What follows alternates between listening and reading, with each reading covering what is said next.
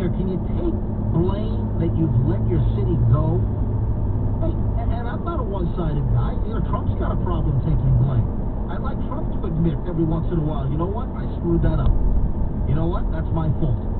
You know what, buck stops right here. That's my problem, that's my fault, my bad. You never see Trump do that. I've got a problem with that as well. Plus, I'm an honest guy behind this microphone. Not a BS, paid staffer for anybody.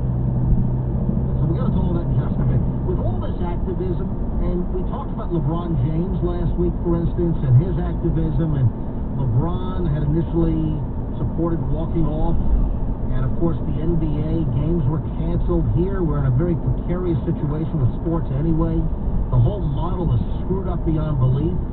And then we have this potential season-threatening walk-off.